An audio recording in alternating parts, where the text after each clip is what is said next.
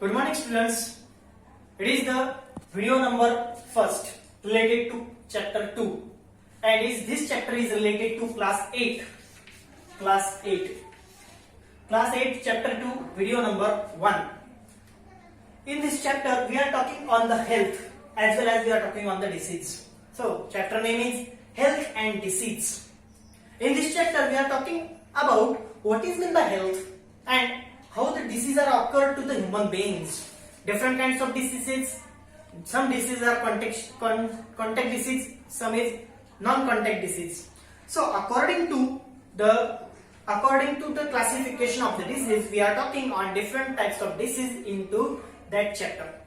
So first of all, some questions are arised in your textbook. A textbook page number 6. First question: have you ever taken to leave from the school due to sickness?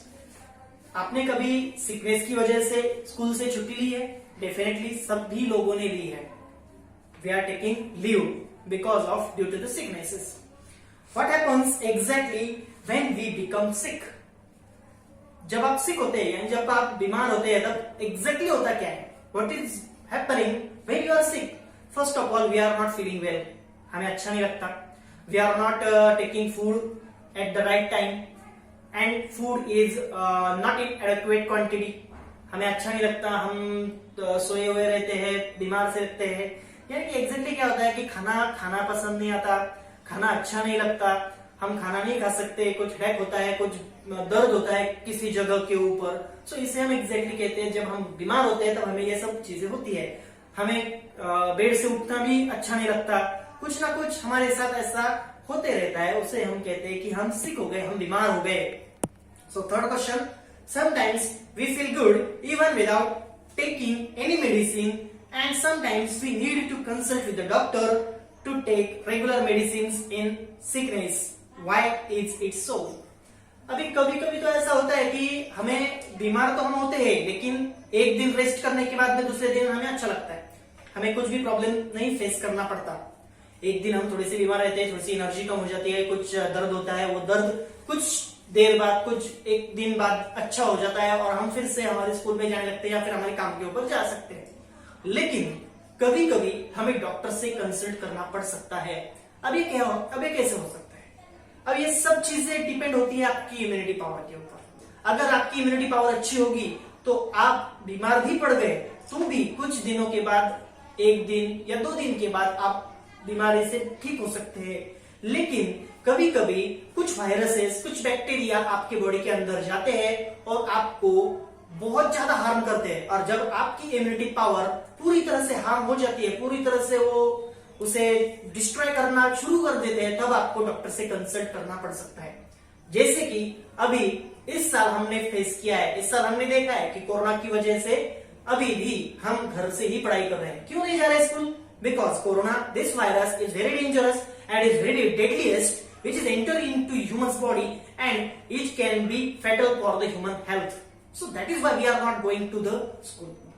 So it is that things when we have to consult with the doctor.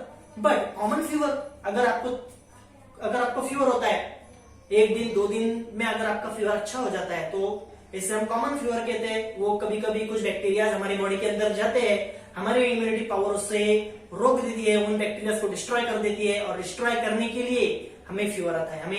हमारा body जो है वो गर्म होती है, हमें temperature ज्यादा आता है. जब वो बैक्टीरिया मर जाता है तो हमारी बॉडी अपने आप उस फीवर को, उस टेम्परेचर को कम कर देती है. So all this things are happen with our body. But sometimes this is not happen. Sometimes our immunity power is not working well. Then we have to consult with the doctor. So in this way, the primary questions are arised in your textbook, page number 6.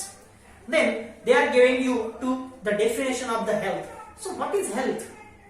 Health is a state of complete physical, mental, social well-being and not merely the absence of any disease.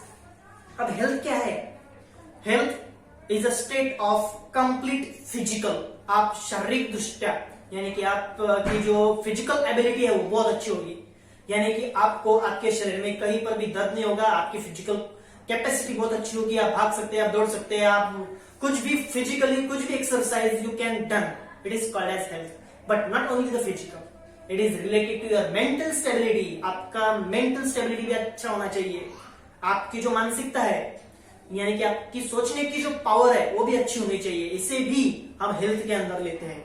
So not only the mental power, social wellbeingness, आप बाकी के लोगों के साथ कैसा व्यवहार करते हैं, आपका बाकी के लोगों के साथ कैसा अंडरस्टैंडिंग है, उसे भी हम हेल्थ के अंदर लेते हैं। So health means total physical stability, total mental stability and wellbeingness with others, social wellbeingness, समाज के साथ, इतर अलग अलग लोगों के साथ आप कैसा व्यवहार करते हैं, उन सभी चीजों को हम हेल्थ के अंदर लेते हैं। As well as not merely the absence of any disease, और कोई भी डिसीज आपको अगर नहीं होगा तो उसे हम हेल्थ कहते हैं, गुड हेल्थ कहते हैं। और अगर आप कहीं पर आपके शरीर में दर्द हो, so you are not fit, you are not healthy. अगर आपकी मेंटल स्टेबिलिटी अच्छी ना हो, सो इसे भी हम हेल्दी नहीं कहेंगे। अगर आपको नींद नहीं आ रही हो, अगर आप टेंशन में हो, अगर आपको कुछ ना कुछ आपके मन में इधर उधर की चीजें चल रही हो, आपको कुछ भी अच्छा नहीं लग रहा हो, आपको कुछ जैसे हम कहेंगे कि एक दूसरे के साथ हमारी सोचने की पावर भी अच्छी नहीं हो, तो इसे हम हेल्दी पर्सन नहीं कहेंगे। एक पर्सन होता है कि जिसकी फिजिकल एबिलिटी बहुत अच्छी होती है, जिसकी मेंटल एबिलिटी बहुत अच्छी होती है, और अपने आसपास के लोगों के साथ उसका नेचर, उसकी जो वागणुक होती है, उसकी जो बर्ताव होता है, वो बहुत अच्छा होता है, इसे हम हेल्दी पर्सन कहते हैं। सिर्फ डिसीज इसके अंदर नहीं आते। Only disease is not generally classified under the health, many things are classified in under the health. So that is why we have to topic that health, social wellbeingness, as well as physical strength, as well as mental strength, all these things are related to the healthy person. Then what is disease? अब disease क्या है? A condition of disturbance in physiological and psychological process of the body is called disease. Very simple definition. A disturbance between physiological and psychological. Physiological यानी कि शारीरिक दृष्टया, and psychological यानी कि mental ability अगर आपकी कम हो गई, अगर इसमें कुछ डिस्टर्बेंस हो गया, तो उसे हम कहेंगे disease. So disturbance between physiological as well as psychological is called as generally disease. A disturbance between physics as well as a disturbance between psychological is called as disease. कोई भी हो सकता है, कोई आदमी हमें ऊपर से बहुत अच्छा लगता है लेकिन उसकी मेंटल स्टेबिलिटी नहीं रहती, उसे हम भी हेल्दी पर्सन नहीं कह सकते, इट इज अ डिसीज। इसे हम मेंटल डिसीज कहते हैं। जैसे पागल लोग होते हैं, वो ऊपर से बहुत अच्छे लगते हैं लेकिन उनके मन में कुछ अलग ही चीजें चल रही होती है, so it is related to the disease, and this disease are called as mental disease, so it is called as psychological disease. और अलग है फिजिकल डिसीजेस, फिजियोलॉजिकल डिसीज यानी कि एग्जैक्टली आपके शरीर के अंदर ही कोई डिसीज हो, यानी कि किसी को सर्दी हो जाए, जुकाम हो जाए, किसी को फीवर आ जाए, किसी को कुछ लगे, किसी की बॉडी का पार्ट टूट जाए, हाथ टूट जाए, पैर टूट जाए, और कुछ हो जाए, सो इन सभी को हम कहेंगे physiological disease. So all this things are related to a terms called as disease.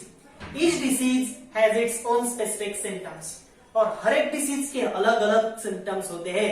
यानी कि अगर आपको फीवर आता है तो फीवर आने के बाद में जो सिम्टम्स दिखाई देते हैं वो अलग होते हैं।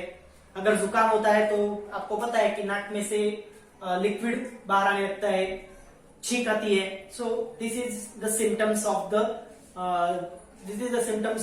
जुकाम एज वेल एज फीवर। अगर आपके बॉडी टेम्परेचर जो है वो बॉडी टेम्परेचर 37 डिग्री सेल्सियस से ज्यादा हो जाए, अपग्रेड हो जाए, तो हमें फीवर आता है। So all this things are related to the symptoms, and these symptoms, every disease have different symptoms.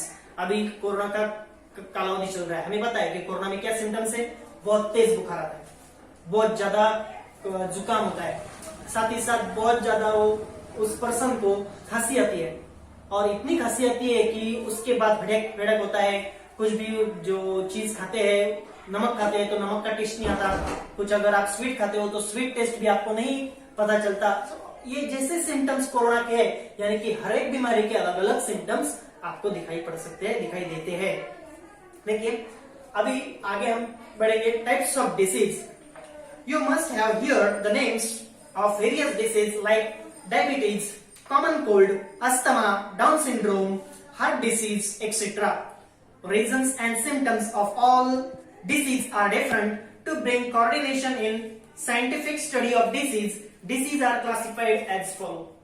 अब टाइप्स ऑफ डिसीज, अलग अलग डिसीज आपके सामने है, यानी कि कभी कभी हम सुनते हैं कि किसी को डायबिटीज हो गया, किसी को हार्ट प्रॉब्लम है, किसी को सर्दी हो गई, जुकाम आ गया, किसी को खांसी हो गई, किसी को कॉमन कोल्ड है, किसी को वायरल फ्लू है, किसी को टाइफाइड है, किसी को मलेरिया है. So all these are diseases. So we have to classify that disease. अलग अलग डिसीज है, अलग अलग कारणों से होते हैं, इसीलिए हमें उन्हें क्लासिफाई करना पड़ता है. So it is the classification you have to give in your text book page number 6. Types of disease according to the duration, कालावधि के ऊपर. मीन्स क्रोनिक डिसीज यानी एक दो दिन के बाद अच्छे हो जाते, 3-4 दिन के बाद आप एकदम काम के ऊपर जा सकते हो, आपका वर्क आप इजीली कर सकते हो. सो इट इज क्रोनिक डिसीज, बहुत जल्दी आप अच्छे हो जाते हो. नेक्स्ट है एक्यूट डिसीज. ऐसे डिसीज जिसमें आप बहुत जल्दी ठीक नहीं होते, उसके लिए आपको बहुत देर लगती है, यानी हेपेटाइटिस जिसे हम जॉन्डिस कहते हैं, malaria, dengue, corona, all these are disease are related to acute disease. ये 1-2 दिन वाले डिसीज नहीं है. इन डिसीज को अच्छा होने में, इन डिसीज को आपके बॉडी से बाहर जाने के लिए बहुत दिन लगते हैं. So they are takes long time. So it is called as acute disease. And disease which takes short time is called as chronic disease. So it is according to duration. Next है according to reason. कुछ specific reason की वजह से आपको disease हो सकता है. First है heredity disease. It is example is Down syndrome. Heredity. What is heredity? ये आप अगले स्टैंडर्ड में सीखेंगे. लेकिन heredity disease क्या है? अगर आपके माता पिता को कोई डिसीज होगा तो माता पिता के बॉडी में से वो डिसीज आप तक पहुंचा, यानी कि आपके माता पिता को है, उनके माता पिता को है, तो ऐसा उस पीढ़ी से इस पीढ़ी में, इस पीढ़ी से अगली पीढ़ी में, अगली पीढ़ी में से अगली पीढ़ी में, ऐसा अगर वो डिसीज लॉन्ग टर्म में आपके माता पिता से आपको हो चुका है तो उसे हम हेरिडिटी डिसीज कहेंगे. इनमें बहुत सारे डिसीज है. It is called as Down syndrome, sickle cell anaemia. So all this disease are related to the heredity disease. ये पीढ़ियों तक चलते हैं, एक पीढ़ी से दूसरी पीढ़ी में संक्रमित होते हैं, दूसरी पीढ़ी से तीसरी पीढ़ी में संक्रमित होते हैं. या फिर अगर जब बॉडी बन रही होती है तो वो बॉडी बनती है डीएनए से. डीएनए ये अभी आप आगे पढ़ेंगे. What is DNA? DNA means deoxyribonucleic acid. So हर एक बॉडी बनती है डीएनए से. ये जो डीएनए है, जब डीएनए माँ के शरीर के अंदर बच्चे की इवोल्यूशन जब होती है, बच्चा जब माँ के शरीर के अंदर बड़ा होने लगता है तो वो डीएनए की वजह से बड़ा होता है. अगर इस डीएनए में कुछ डिस्टर्बेंस हो गया तो वो डिस्टर्बेंस अगली पीढ़ी तक पहुंच जाता है. सो इसीलिए उसे हम कहेंगे हेरिडिटी डिसीज. हम आगे इसे और क्लैरिफाई करेंगे और इसके बारे में हम पढ़ने वाले हैं. इसीलिए अभी आप इतना ही ध्यान में रखो कि एक पीढ़ी से दूसरी पीढ़ी तक संक्रमित होने वाले डिसीज जो होते हैं, उन डिसीज को हम हेरिडिटी डिसीज कहते हैं. उनमें डाउन सिंड्रोम नाम का डिसीज हमें इस चैप्टर में, इस चार्ट में दिया गया है. नेक्स्ट है एक्वायर्ड डिसीज. तो इनमें कौन से है? Infectious disease, non infectious disease. Acquired disease यानी कि किसी बैक्टीरिया की वजह से, किसी वायरस की वजह से होने वाले डिसीज. सो एक्वायर्ड डिसीज में इन्फेक्शियस डिसीज, इन्फेक्शन, एक से दूसरे को होने वाले डिसीज, इन्फेक्शियस डिसीज. अगर एक आदमी को अगर सर्दी हो गई, जुकाम हो गया, तो वो सर्दी और जुकाम दूसरे आदमी तक डेफिनेटली पहुंच जाता है. उसे हम कहते हैं इन्फेक्शियस डिसीज. एक का इन्फेक्शन दूसरे को, दूसरे का इन्फेक्शन तीसरे को, तीसरे का चौथे को. जैसा अभी कोरोना का संक्रमण हो चुका है, संक्रमण करने वाले डिसीज. एक आदमी को हुआ, एक आदमी की वजह से आज करोड़ों लोगों को वो डिसीज हम फेस कर रहे हैं, अभी तक फेस कर रहे हैं, और इसके आगे भी बहुत सालों तक हमें इसे फेस करना है. सो इसे इन्फेक्शियस डिसीज कहते हैं. एक आदमी से दूसरे आदमी तक पहुंचने वाले डिसीज, उन्हें हम इन्फेक्शियस डिसीज कहते हैं. इनमें कौन से? Common cold, flu and dengue. Common cold, अगर आपको जंगली फीवर होता है, कॉमन कोल्ड अगर होता है, सर्दी होती है, जुकाम होता है, तो आपके घर में अगर आपको हुआ तो आपसे आपके माता पिता को हो सकता है, आपके छोटे भाई बहन को भी हो सकता है. सो इन्फेक्शियस डिसीज. डेंगू, अगर एक आदमी को हुआ तो दूसरे आदमी को डेफिनेटली, उसके कांटेक्ट में रहने वाले दूसरे आदमी को भी हो सकता है. या फिर फ्लू, वो भी एक से दूसरे तक डेफिनेटली पहुंच सकता है. इन्हें हम इन्फेक्शियस डिसीज कहते हैं. नेक्स्ट है non infectious disease, diabetes and heart disease. Non infectious यानी इन्फेक्शन नहीं होता, वो उसी आदमी को होते हैं, दूसरे आदमी तक वो नहीं पहुंचते। These diseases are not infected other person which is contacted with the infectious person. अगर किसी इन्फेक्शियस पर्सन से दूसरे आदमी तक वो डिसीज नहीं पहुंचता तो उसे हम नॉन इन्फेक्शियस डिसीज कहते हैं। इनमें कौन से? डायबिटीज, शुगर की बीमारी हम जैसे कहते हैं डायबिटीज। नेक्स्ट है heart disease, high blood pressure, low blood pressure, all these diseases are related to non-infectious disease. So it is the chart according to the duration, according to the reason. Duration में दो type है, एक है chronic, बहुत जल्दी ठीक होने वाली डिसीज, एक्यूट बहुत सीवियर, बहुत दिनों के बाद ठीक होने वाली disease. According to the reason, किसी कारण की वजह से। फर्स्ट हेरिडिटी डिसीज, एक पीढ़ी से दूसरी पीढ़ी तक संक्रमित होने वाली डिसीज। नेक्स्ट है एक्वायर्ड डिसीज, वायरस या बैक्टीरिया की वजह से होने वाली डिसीज या फिर अदर रीजन की वजह से होने वाली डिसीज। उनमें है infectious disease. These infectious diseases are related to common cold, flu, dengue, malaria, hepatitis, jaundice, etc. Next है non-infectious disease. In this disease, diabetes, heart diseases, and other diseases which is not transferred from one person to the another person. Next, in this page, you have a slide diagram. In this diagram, a person which have common cold, उसे सर्दी है और जुकाम भी। अगर सर्दी और जुकाम हो तो आपको पता है कि हमें छींक आती है या फिर खांसी होती है बहुत ज्यादा।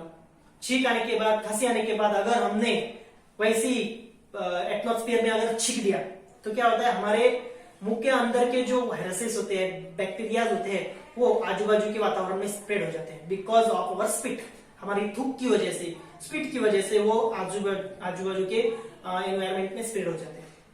अगर आपने छींक दिया और छींक के आजू बाजू में अगर कोई रहा तो आपके छींकने से जो बैक्टीरिया वो उस बॉडी के ऊपर जाएंगे और वो आदमी भी आपकी वजह से बीमार हो जाएगा।